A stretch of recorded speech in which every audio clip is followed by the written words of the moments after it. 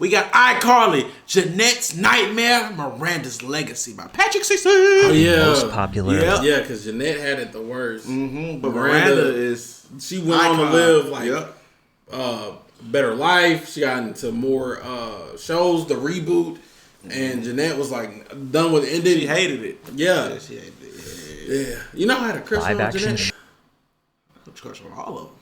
Well, both of them. Right. Not all of them. Both of them. Yeah. You get what I'm saying. Joe, in Nickelodeon history, iCarly, Miranda Cosgrove, and Jennette McCurdy appeared to be great friends. And they were. However, Jennette was suffering, and nobody knew it. Childhood puffy cheekness, boy.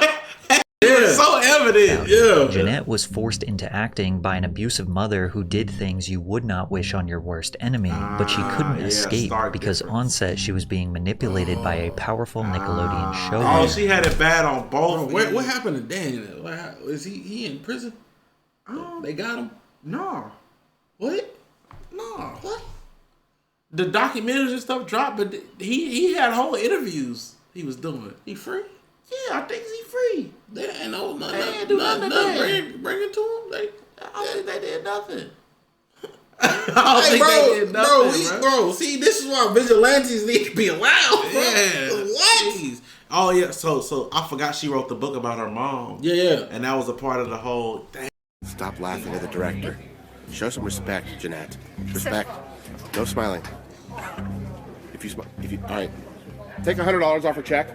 Miranda, on the other hand, was raised in a loving home with parents who worked hard to keep her emotionally secure. Without realizing it, Miranda became a part of a story far more tragic than she could have imagined, and the choices she made would change Jennette's life forever. This is the dark side of iCarly, how one young girl thrived while the other barely survived. Jennette's life started out as nothing short of hell on earth. Born in Southern California to a poor Mormon family, Jennette grew up witnessing her mom, Deborah McCurdy, battle stage 4 breast cancer. After learning about her diagnosis, Deborah became a hoarder, attaching meaning and significance to even the tiniest objects. Their home quickly became suffocated by overwhelming piles of random stuff. It got so bad that Jennette and her brothers could no longer sleep in their own bedrooms and had to resort to gymnastic mats laid on the floor in the living room. I don't care if she's a hoarder, I'm judging.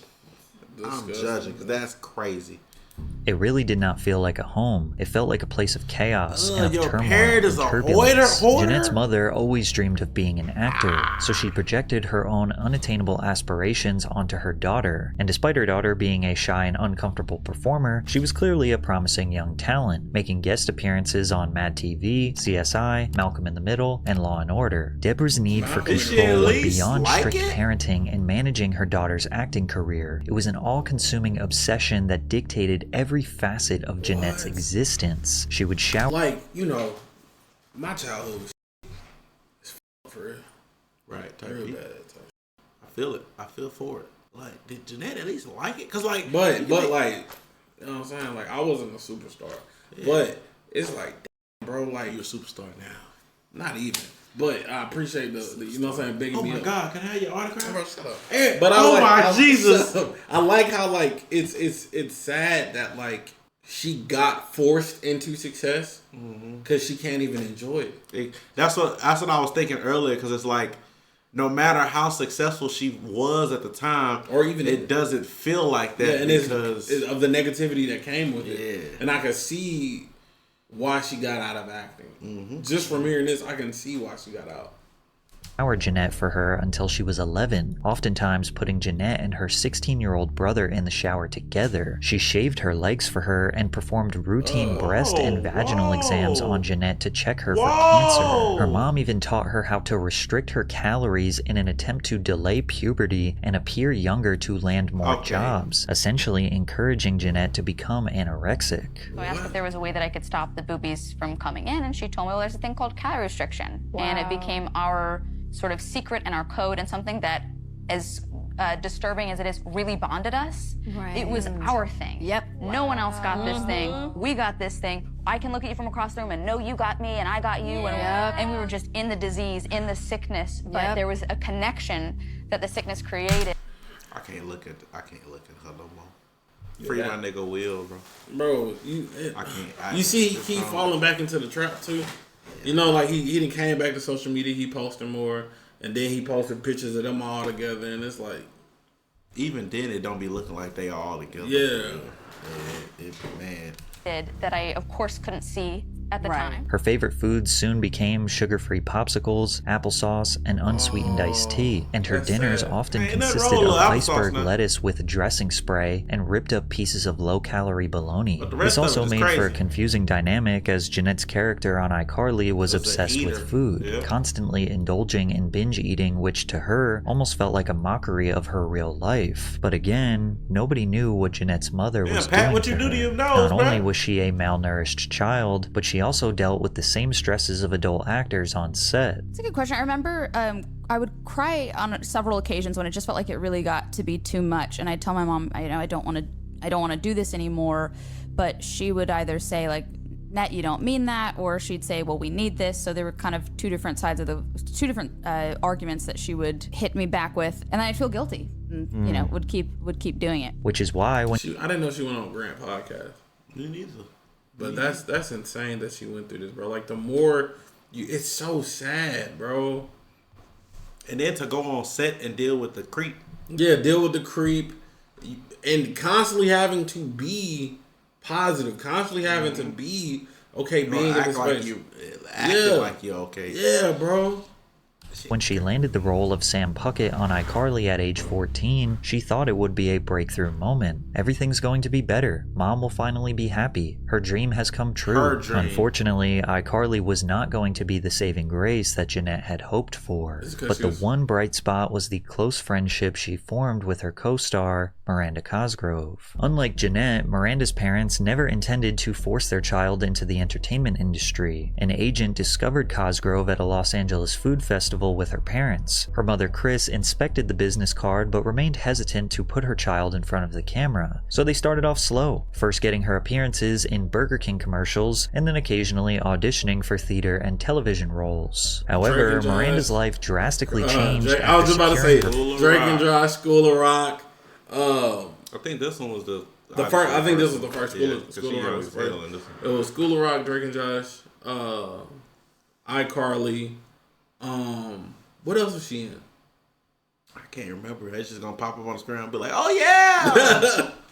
Film debut in the comedy School of Rock. The film stars Jack Black as Dewey Finn, a down-on-his-luck musician who poses as a substitute teacher at a prestigious prep school. He then discovers his students are musically talented and secretly turns them into a rock band to compete in the Battle of the Bands. Cosgrove plays the role of Summer Hathaway, the hilariously uptight and naive band manager. What's the matter? You want me to be a groupie? Well, groupie's an important job. I research groupies on the internet. They're sluts. They sleep with a band. Whoa. School of Rock was unanimously loved by fans and critics, grossing over $131 million at the world. Boy, back then that had to be like $1 billion. That felt like, man. That felt like money. You know what's crazy? I've been in a lot of Pablo Escobar, videos and documentary, but he was a billionaire in the 80s. Cap. No, I'm so serious. Bro. He was Bro, how much that nigga moved? all of it. Almost all of it. He was a billionaire in the 80s, bro.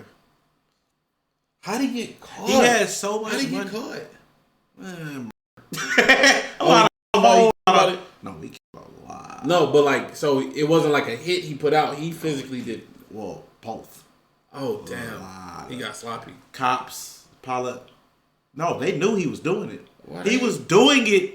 He was so bad. Like, I know how big he was, but He it's like, was so bad that in order to get the government to give him, to meet with him and negotiate terms, this was just to negotiate. Because they refused to negotiate, he was places and murdering people and paying kids in the poor neighborhoods to as many cops as they can see, and plus all of that is without the rival cartel business.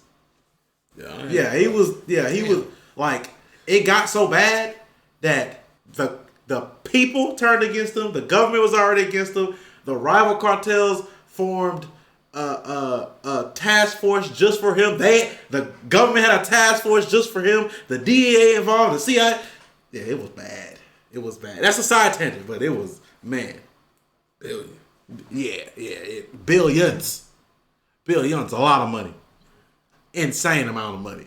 Worldwide box office. Miranda performed the role of a bossy yet charmingly smug child so well that it made her the obvious choice for the role of Megan Parker in the legendary Nickelodeon teen sitcom Drake and Josh. But Miranda didn't even understand how massive this opportunity was. When I really understood I was acting, since I did it from the time I was so little, I never thought of it as a job, and I didn't realize that everybody didn't do it. Miranda was so innocent, not even knowing she was working, compared to Jennette, who became painfully aware of her reality as her mother taught her how to starve herself to secure more acting roles to pay the bills. It's shocking to learn of Miranda's innocence, considering her character on Drake and Josh was borderline evil. Drake and Josh aired on Nickelodeon from 2004 to 2007 and follows two teenage boys who become stepbrothers after their parents get married. The two boys could not be more opposite. However, they would bond in fear of their cunning and mischievous little sister, Megan. Megan takes great pleasure in tormenting her older brothers. What makes you think that I would have the baby? Because you're a devious, twisted little girl. Why, thank you, Drake. While she appears sweet and innocent to adults, she is secretly always plotting elaborate schemes to outsmart Drake and Josh. No way. That's insane. You just hustled me. No, I didn't. I just pretended to be bad so that you'd bet me, and then I stopped being bad and I took your money. That's hustling. There's a word for it? Cool. Miranda's devious charm helped solidify Drake and Josh as the most beloved and influential live-action sitcom on Nickelodeon at the time, drawing in millions of viewers per episode, peaking at 5.8 million viewers for its highest-rated special. Miranda's parents were wary of the impact that fame could have on their daughter, so they did everything they could to maintain a normal lifestyle, such as choosing to still live in the house where Miranda was born, and her father continuing to work every day at his dry cleaning business. Her parents also tried to keep Miranda in public school. In elementary school, I just remember thinking, wow, I'm popular. All of a sudden, I don't think I was thinking about it too much. And I remember like the kid that I had a crush on who didn't know I existed all of a sudden talked to me. Like I think I just thought things were coming up roses. However, by the time she reached 6th grade, her acting schedule clashed with her education, and Miranda needed to make a huge decision. It took a lot for my mom to give in. I remember her asking, "Are you sure you want to do this? Are you sure you want to stay in acting?" And also noticed that 10 and 11-year-old Miranda Cosgrove actually had a choice, something that most other child actors don't have. It's literally one family got thrown the opportunity, tried it out, and it worked.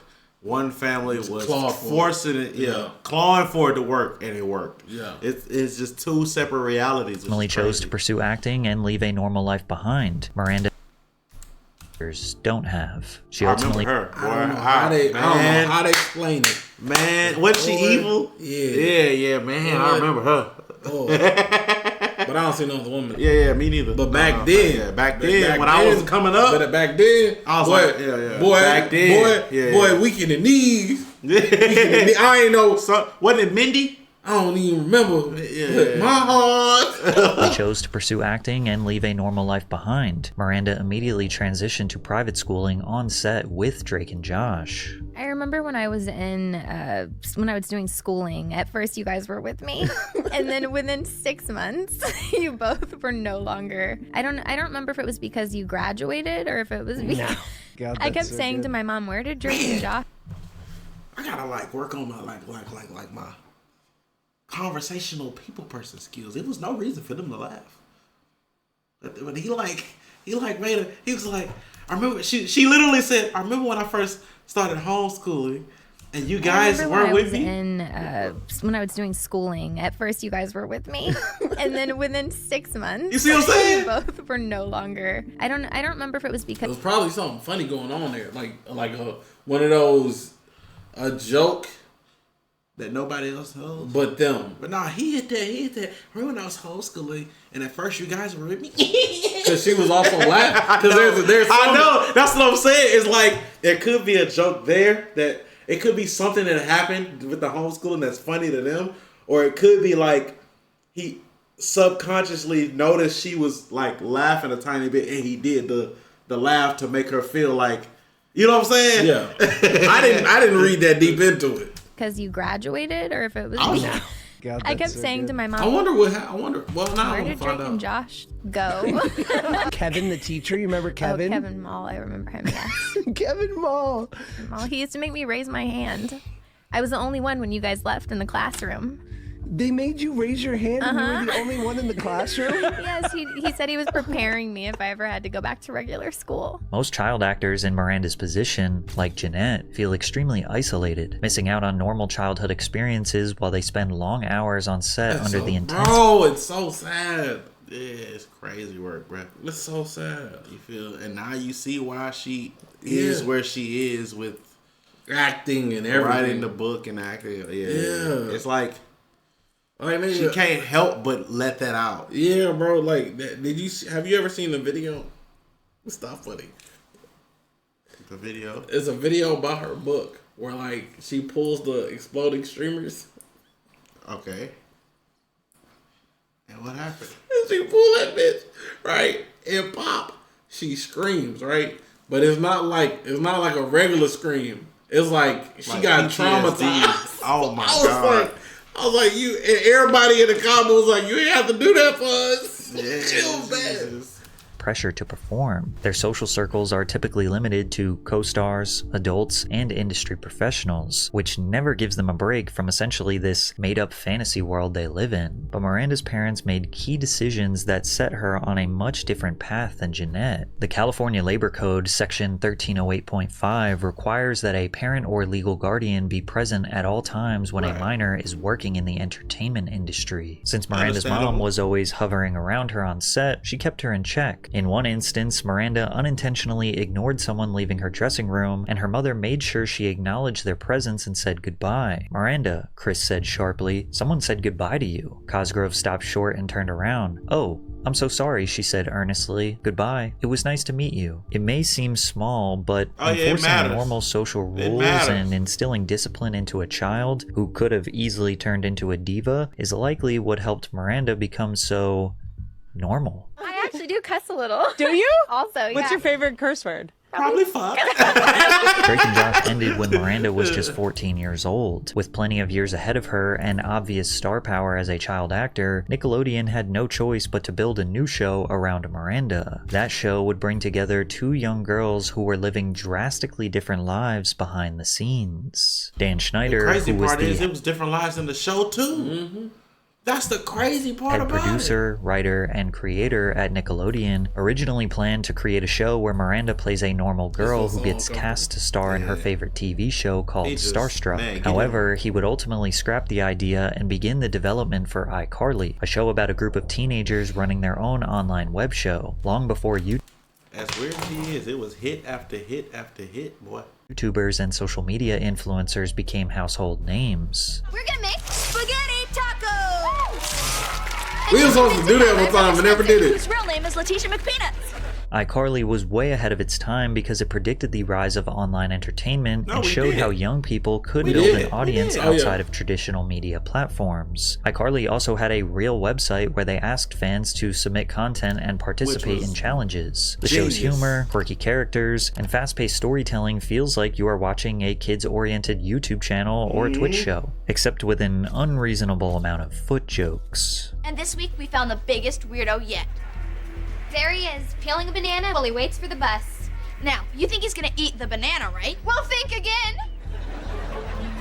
Yep, there he goes. Doing the deal, what a freak. And that's why the new champion of Who's That Weirdo in My Neighborhood is... Crazy Fruit Dude! Miranda portrayed a character that was similar to her real-life personality, sweet, wholesome, and silly. Jennette's character, Sam, almost hit a little too close to home. Sam Puckett was known for her tough, no-nonsense attitude, sarcastic humor, and rebellious spirit. I got kicked out of the cafeteria for slapping Gibby with a piece of pizza. Why did you slap Gibby with a piece of pizza?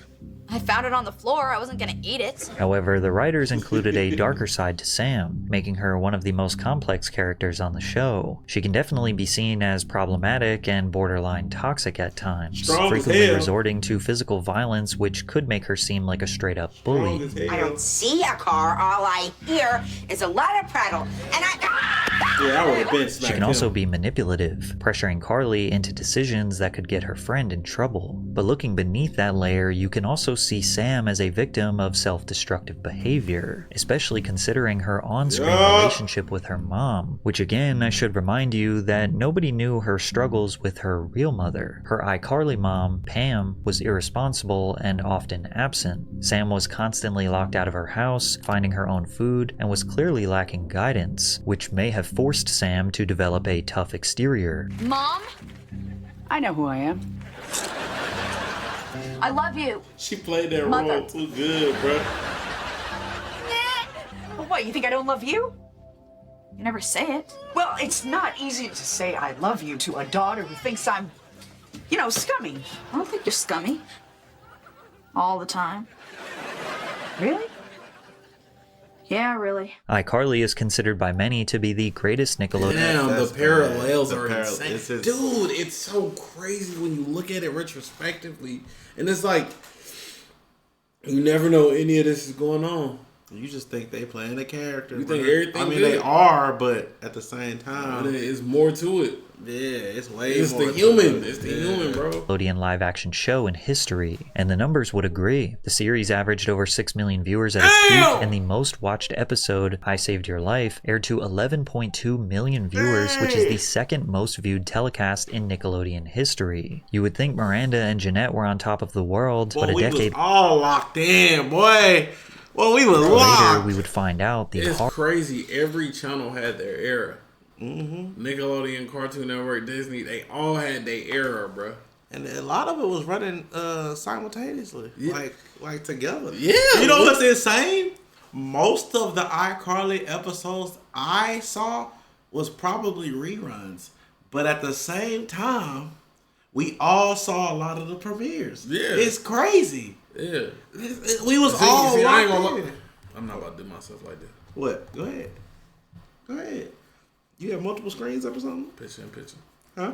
Picture in picture. But I could popcorn watching been a part of my life. Right. Picture in horrors going on behind the scenes. In Jennette's memoir that was released in 2022, she describes the grim experience working with the creator, which many have interpreted to be Dan Schneider. McCurdy wrote that the creator was mean-spirited, controlling, and terrifying, firing children over basic mistakes and making grown men and women cry with his insults and degradation. You can see a glimpse of this alleged behavior as Dan often walked around the set with his own personal camera, filming behind-the-scenes content to share on his personal blog, Dan Warp. See, this is what I learned, right? Mm-hmm.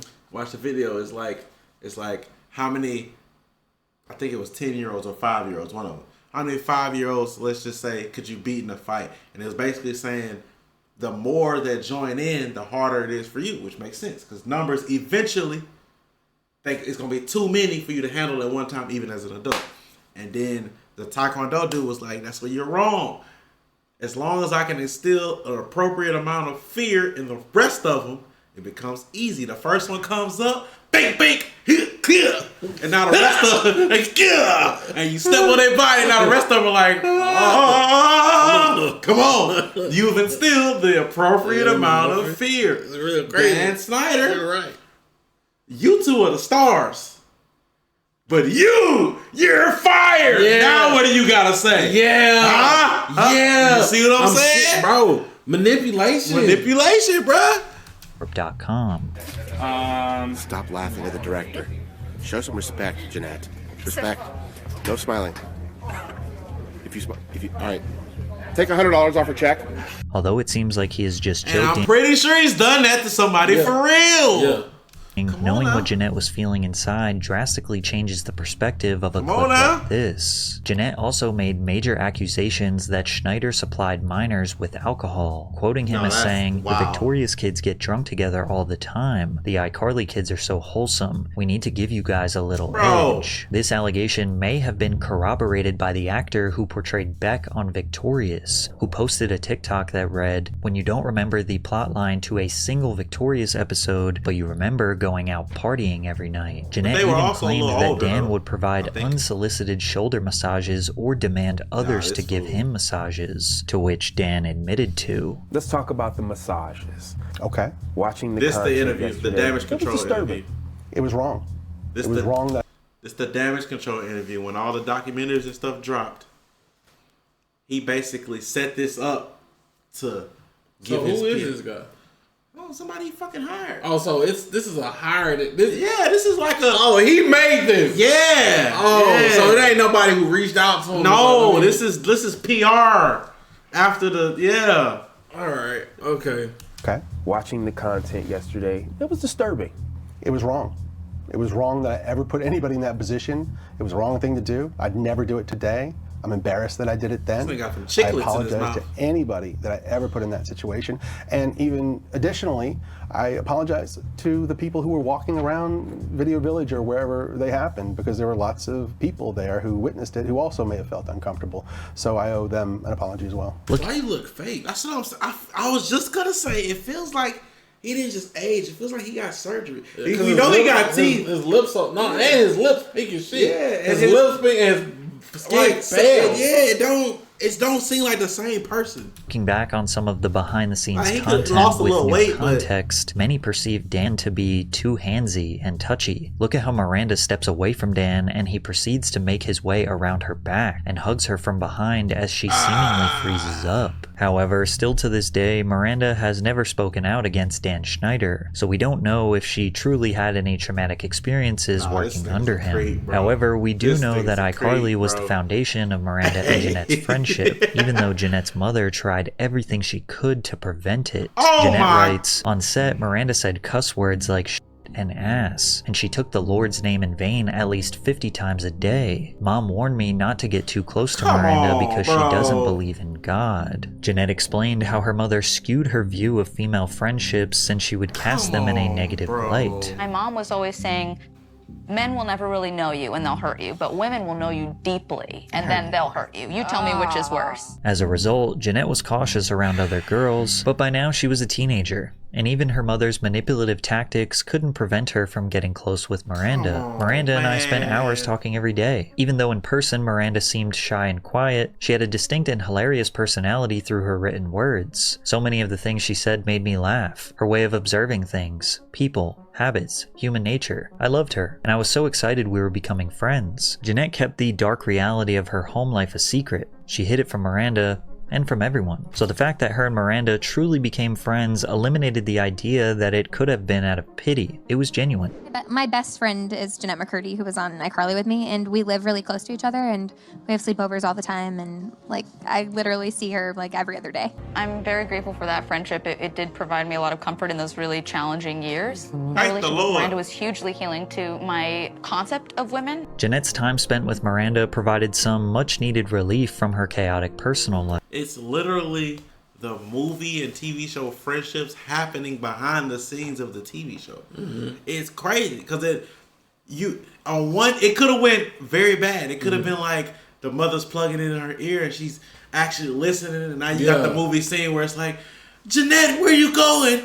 No, you hurt me. And then it's like, what are you talking about? I didn't do anything. But the whole time it's a mama telling her shit. But luckily, it was the one where it's like, Jennette, don't be friends with her. Like, Mom, shut up. You don't know what you're talking about. She's a lovely person. Right. And it, you know what I'm saying? You know exactly what. Yeah, you I can see it. Yeah. It could have went one of two ways, and it went the best way. Yeah, the best way possible. Yeah. Life. Sadly, it was only temporary, as their journeys were about to go in very different directions after the end of iCarly. The atmosphere literally couldn't be better. It's like one huge family. We all get along great. I can't think of any group of people that I'd rather get to see every day. And even though I'll see them all the time, knowing that I won't see everybody every day anymore is awful. At the height of her fame, Miranda earned $180,000 per episode of iCarly, and she was going to use that money to fund her next venture. Jennette, on the other hand, doesn't know what happened to the money. Did you get to keep this money, or did all? I'm curious about like the dynamic of how that worked. Well, there's a thing called the Coogan account that actually takes or is supposed to take 15% of your money off the top and kind of put it into the child's account so that they can have at least 15% of their money by the time they're 18, and the rest of the money is kind of up for grabs. Got these papers that were saying that like the Coogan account information was never properly filed. I got that in my 20s, so that was kind of a little bit of a shock because I really have no idea kind of what was happening, and my mom was in control of everything. So I don't think I ever saw the Coogan account money. Additionally, Miranda released chart-topping music, performed concerts nationwide, and received several major brand deals. Cosgrove got to reap all of the benefits of being a child star. Oh, she took the money. I forgot about that part. That's so crazy, bro. That part, the and money. You didn't connect the dot because you were so caught up on the life, like, on the trauma. Yeah, bro. That she took the money too. Bro, I ain't gonna lie. Like, there's a quote I never forget. I saw this quote where she was like, "She's happy her mother passed." Yeah. Now I get it. I think that's the book title. Yeah. Damn. I think that's the book title. Yeah.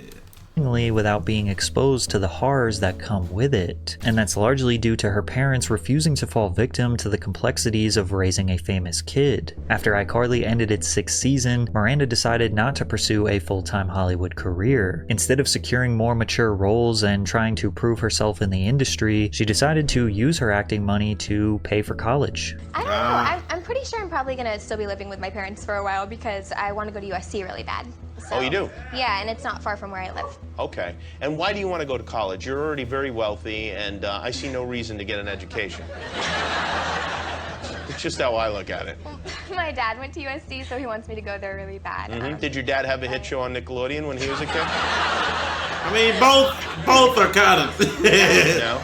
Because, like, I understand. Like, for example, there's somebody who I know who, they make content and stuff like that. And I automatically know, like, just watching how this person works next few months, they're going to have, like, you're making decent, okay money for content. And they're hell-bent on, I want to go to college to become a doctor. And I'm like, I understand the continuation once even being in that space. Yeah. Person to person. Yes, person to person. See, me, I knew I wasn't gonna be no doctor. I knew once I stepped foot on campus, this might not be for me.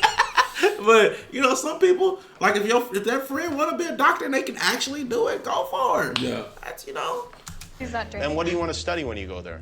I'm not sure. I was thinking film. That's what I'm. No. That's the worst thing. No. You're in the. Please tell me she went for something else. That's the worst thing to go. Please. If you want to go to school, don't go for filmmaking.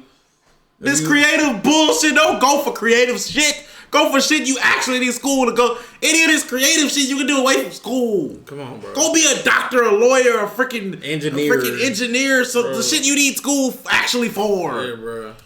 Okay, well, it all fits in the whole deal. Yeah, they have a good film department, too. Miranda did end up attending the University of Southern California, where she switched majors several times before landing on psychology. She even admitted that her fame helped her make new friends on campus, but her fame also made her a target, as she had multiple stalkers who got dangerously close to her. A crazy fan named Joshua Stockton allegedly started tracking Cosgrove's every move using clues from social media posts. According to TMZ, he reportedly went to her campus at USC to see her. He also sent Miranda gifts and later got upset because the packages returned unopened. He also tweeted a photo of his bandaged wrist with the caption, "Frankly, I'm tired of love and my heart is ready to give out. Maybe I'll finish the job I started." She was granted a restraining order against the crazy fan, but then 1 year later, he violated it as he followed her on a trip to Disneyland. Joshua Stockton was given 3 years probation and will be lock him up. That's not the type of person, bro.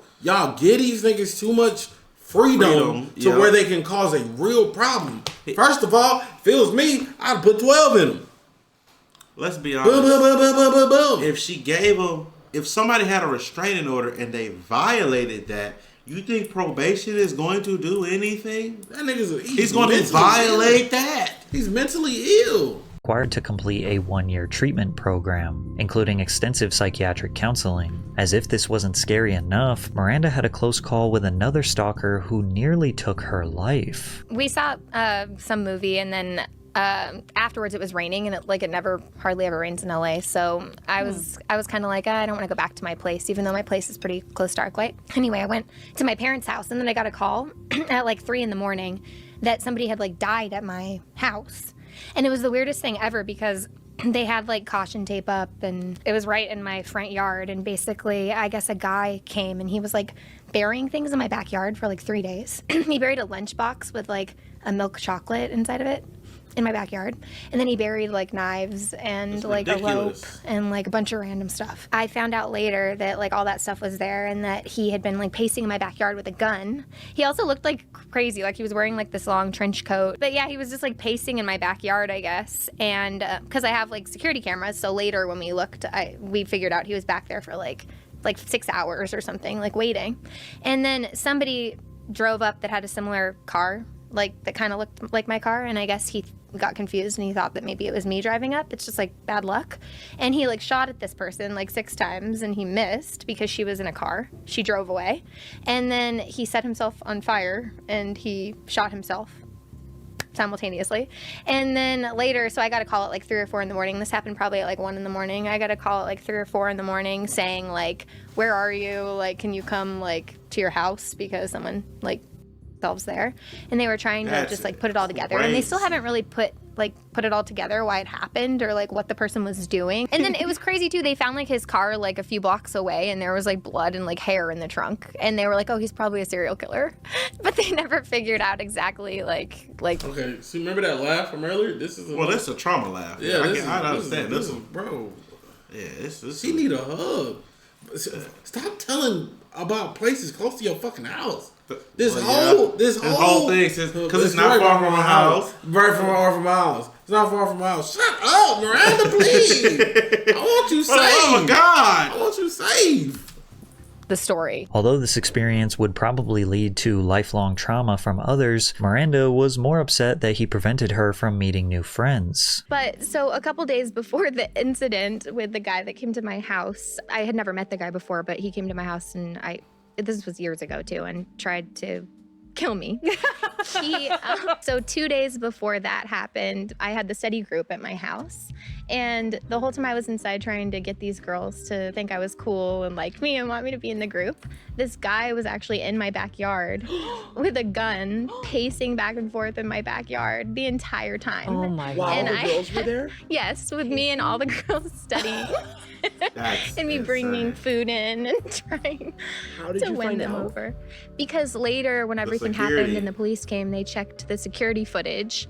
And so 2 days before, he had already been there. While you were first trying to like have friends, there was a man with a gun in your backyard. And then the police had to call all of the girls because for a split second they didn't know who he was. So they were trying to figure out his identity. So they called all the girls thinking maybe it was one of their ex-boyfriends or somehow related to them. And like, all please don't call my friends. Please don't call my friends. I was like, please just leave them out of this. They don't have to know. They don't have to be a part of this. I don't really know them anymore. Well, how do you think? They're like, we went to our house once and we almost died. With the exception of the stalkers, Cosgrove regained a sense of normalcy in the real world, while McCurdy stayed trapped inside the Nickelodeon hellscape. Hey, Dan Schneider. I know you're watching my Vine. Do you like my Vine? Fine. Look what you've done to me. In August of even back then, bro, that was like 12 years ago. That was like 2013. I don't remember seeing those. Bro, that was a long time ago. Damn. 12, Schneider took a fan favorite from iCarly, Sam Puckett, and a fan favorite from Victorious, Cat Valentine, and created a teen sitcom titled Sam and Cat. The pilot debuted on Nickelodeon to 4.2 million viewers and was surprisingly popular, but it only lasted 1 season and was canceled following controversy behind the scenes. You see, Jennette says that Schneider originally promised a show centered around her Sam Puckett character. So are you excited to have your own show? The creator asks. Sure, that's it? No, of course I'm excited. I'm so excited. Good. Because I could give a new show to anyone, you know? But I didn't choose anyone. I chose you. But Dan's promises were empty, as the solo show turned into a sort of buddy comedy alongside Ariana Grande. Jennette and Ariana just barely tolerated each other, mostly because of Schneider's manipulative tactics and the obvious favoritism towards Ariana. My co-star Ariana Grande is a burgeoning pop star who misses work regularly to go sing at award shows, record new songs, and do press for her upcoming album, while I stay back and angrily hold down the fort. I understand on a surface level why she has to miss work, but at the same time, I don't understand why she's allowed to. I booked 2 features during iCarly that I had to turn down because the iCarly team wouldn't write me out of episodes to go shoot them. Then this week happened. The week where I was told Ariana would not be here at all, and that they would write around her absence this episode by having her character be locked in a box. Are you kidding me? So I have to turn down movies while Ariana's off whistle-toning at the Billboard Music Awards? Yeah, this is all... This. Ariana... You can't help but feel that way coming from her side of things. Yeah, 100%. While Ariana might be like, why you can't be happy for me. Can't be happy, but your life is happy-go-lucky, peachy, and you get to do all these things while I've been forced. I've been dealing with no since the last show. Yeah. But we come to a whole new show and they still won't let me go. But you? Cool. Yeah, that's Ariana misses work in pursuit of her music career, while I act with a box. If I wasn't such a good sport, I wouldn't be in this predicament in the first place.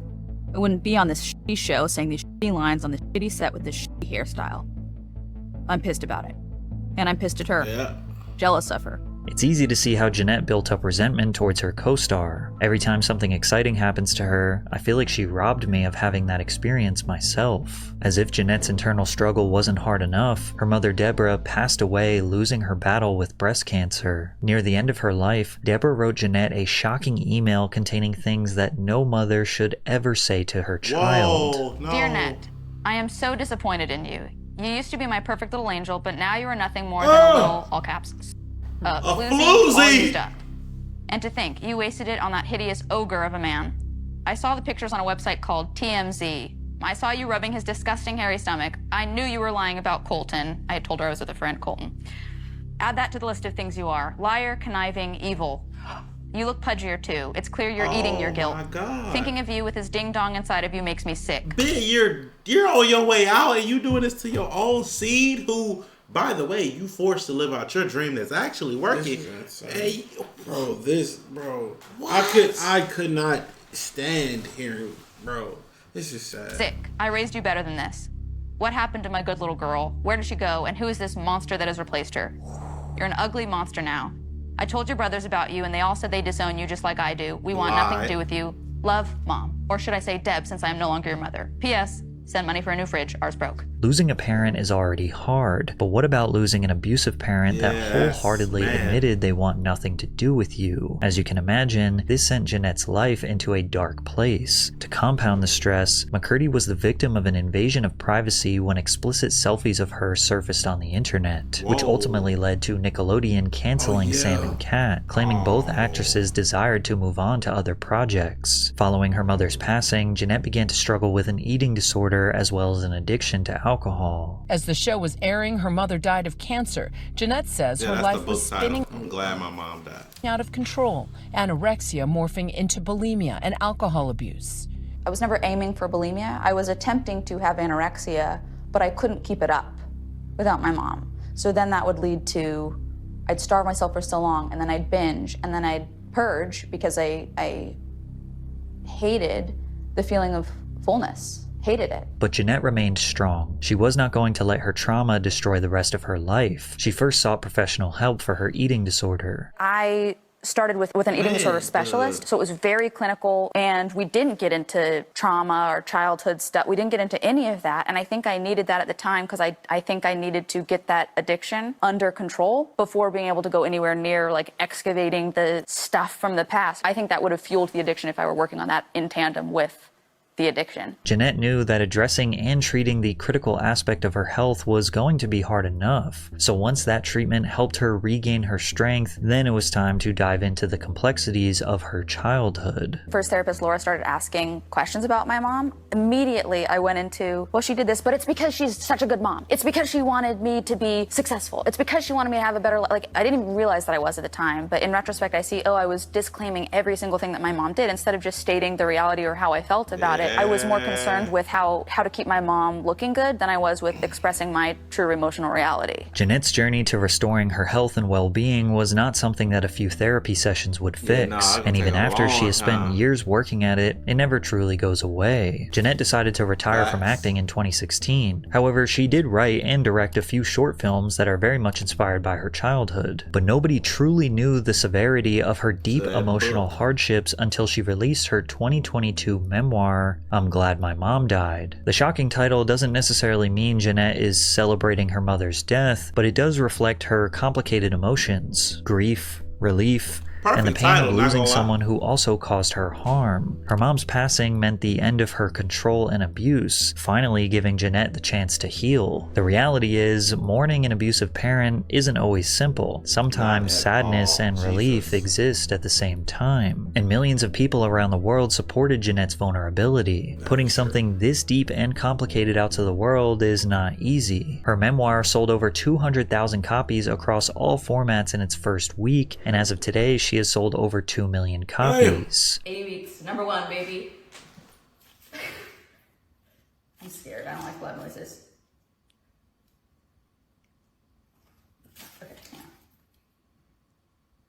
I'm scared. Okay. I hate. This is a bad idea. I hate loud noises.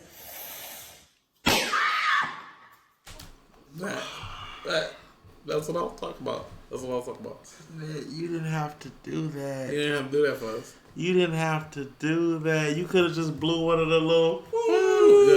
Yeah. That was visceral. You see, you had to see it to understand what I was saying. That's insane. Yeah, look at her. Even knowing it's coming, that's insane. Oh my god. Yeah.